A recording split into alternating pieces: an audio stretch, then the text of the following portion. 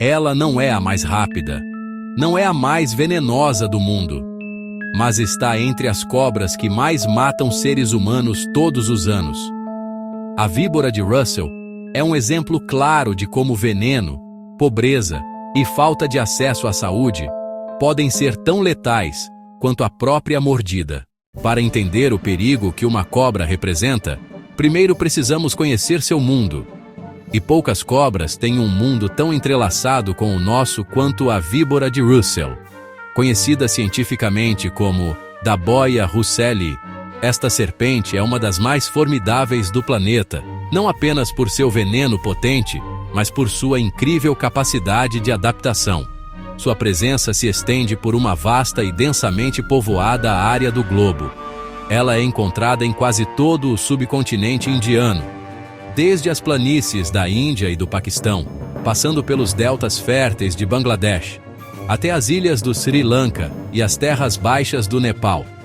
Essa ampla distribuição a coloca em contato direto com centenas de milhões de pessoas.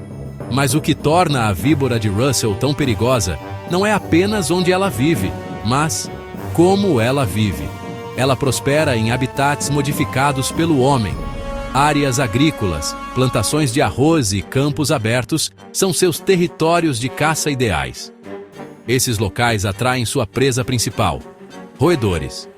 E onde há roedores em abundância, a víbora de Russell se estabelece. Isso a leva para perto de celeiros, armazéns e das próprias casas em vilarejos rurais. Fisicamente, ela é uma obra-prima da evolução para a caça de emboscada. Seu corpo é robusto e musculoso, capaz de desferir um dos botes mais rápidos do mundo das serpentes. Sua coloração é sua maior arma. Os padrões ovais em tons de marrom que formam uma corrente ao longo de seu dorso proporcionam uma camuflagem quase perfeita contra o solo seco e a folhagem. Ela é uma serpente predominantemente terrestre e muitas vezes noturna, especialmente durante as estações mais quentes. Isso aumenta o risco de encontros acidentais com pessoas que caminham por trilhas ou estradas rurais após o anoitecer. Diferente de muitas cobras que fogem ao primeiro sinal de aproximação, a víbora de Russell confia em sua camuflagem, permanecendo imóvel. Se a ameaça persiste, ela emite um silvo incrivelmente alto e profundo, frequentemente comparado ao som de uma panela de pressão. Um último aviso antes do bote. É essa combinação fatal, um habitat compartilhado, uma camuflagem perfeita e um temperamento defensivo, que a coloca em rota de colisão com as populações rurais. Ela vive onde as pessoas trabalham, caminha por onde as pessoas andam e caça onde as pessoas armazenam seus alimentos. Essa sobreposição de mundos é o que define sua periculosidade e a torna uma das cobras mais importantes do ponto de vista médico em toda a Ásia. No subcontinente indiano, a ameaça de cobras venenosas é uma realidade constante. 4 espécies, em particular, são responsáveis pela esmagadora maioria dos acidentes graves e mortes. Juntas, elas formam o infame grupo conhecido como Big Four: a naja indiana, a craite comum, a víbora de escamas serrilhadas e, claro, a víbora de Russell. Embora todas sejam perigosas, a víbora de Russell se destaca, sendo frequentemente citada como a principal causa de mortalidade por picada de cobra na região. Mas o que a torna a mais perigosa de todas? A resposta não está apenas na potência do seu veneno, mas numa combinação fatal de 3 fatores: habitat, temperamento e fisiologia. Primeiro, o habitat. Esta cobra prospera em áreas abertas e campos agrícolas, os mesmos lugares onde milhões de pessoas vivem e trabalham.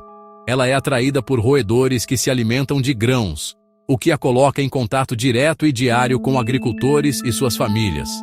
Diferente de outras cobras que podem fugir, a víbora de Russell confia em sua camuflagem. Quando se sente ameaçada, muitas vezes fica imóvel, tornando-se uma armadilha invisível. Um passo em falso de um agricultor no campo ou de uma criança brincando perto de casa pode resultar em um encontro surpresa. E quando surpreendida, seu temperamento defensivo entra em ação. Ela não hesita em morder. Seu bote é explosivo e rápido, e ela é conhecida por se agarrar à vítima, garantindo um envenenamento eficaz. Finalmente, a fisiologia da sua picada é devastadora. A víbora de Russell possui presas longas, capazes de penetrar profundamente em tecidos e até mesmo em calçados mais finos.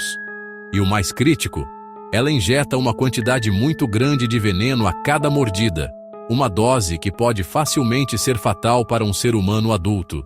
Essa sobreposição de mundos, onde a rotina humana cruza o território de caça de uma cobra tão bem equipada para matar, cria uma tempestade perfeita. Aqui, o perigo não é um evento raro ou distante. Para milhões, ele é um vizinho silencioso, uma possibilidade diária. É, simplesmente, parte do cotidiano. O veneno da víbora de Russell é predominantemente hemotóxico, com efeitos devastadores. Ele provoca distúrbios graves de coagulação, hemorragias internas, necrose tecidual, falência renal aguda. Diferente dos neurotóxicos, a morte pode não ser imediata. O sofrimento é prolongado. As sequelas podem ser permanentes. O veneno não paralisa. Ele desorganiza o corpo por dentro. Antes da ampla disponibilidade de soro, a mortalidade era extremamente alta. Muitas vítimas morriam em dias. Outras sobreviviam com sequelas graves. Mesmo hoje, o risco permanece elevado quando o atendimento é tardio. Não há soro disponível. O transporte até hospitais é lento, o veneno é forte. Mas o atraso mata mais. A víbora de Russell não causa apenas mortes. Ela causa um impacto social e econômico profundo, que se espalha como uma onda por comunidades inteiras. O veneno pode ser neutralizado, mas as consequências de uma picada reverberam por anos, alterando para sempre a vida das vítimas e de suas famílias.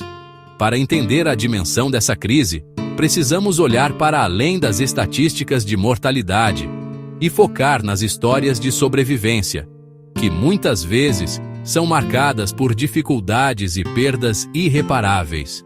As vítimas mais comuns são trabalhadores rurais, agricultores e pescadores, homens e mulheres que são, frequentemente, os únicos provedores de suas famílias.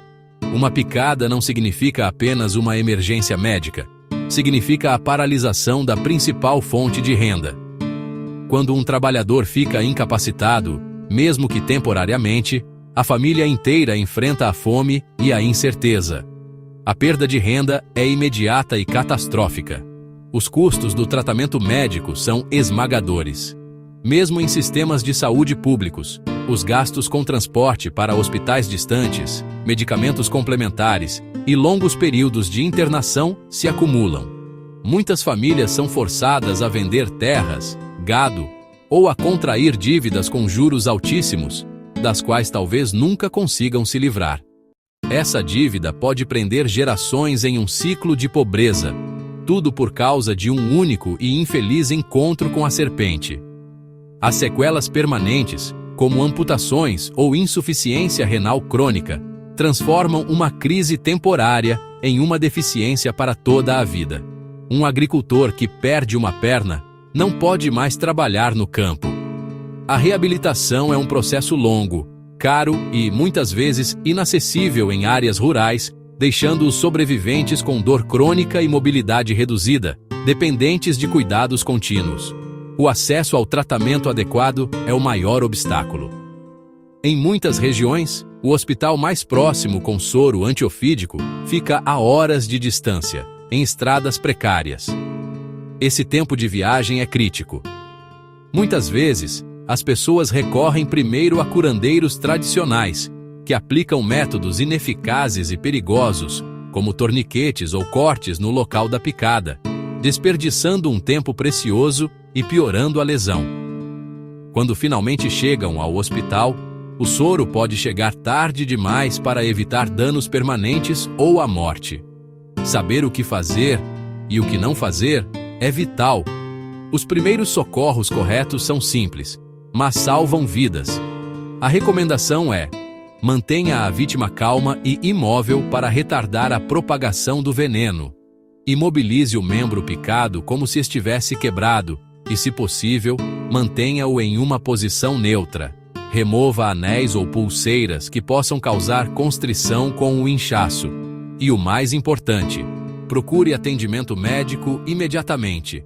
Não aplique torniquetes, não corte o local da picada e não tente sugar o veneno. Essas ações não ajudam e podem causar infecções graves e danos aos tecidos. Essa não é apenas uma questão biológica sobre uma cobra e seu veneno. É uma complexa crise de saúde pública, de desigualdade social e de acesso a cuidados médicos. O ciclo de picadas, incapacidade e pobreza se repete ano após ano, uma tragédia silenciosa que assola as comunidades mais vulneráveis. A víbora de Russell continua sendo letal porque vive em regiões densamente povoadas. Age de forma defensiva e rápida. Seu veneno causa danos complexos. O sistema de saúde não alcança todos. Quando o veneno encontra desigualdade, o resultado é previsível. A víbora de Russell nos mostra que o perigo real nem sempre é o mais famoso. Às vezes, é o mais comum. No próximo episódio, voltamos à Austrália, para uma cobra agressiva, territorial e extremamente venenosa, a cobra-tigre. Porque, nesta série, entender o contexto salva mais vidas do que decorar rankings.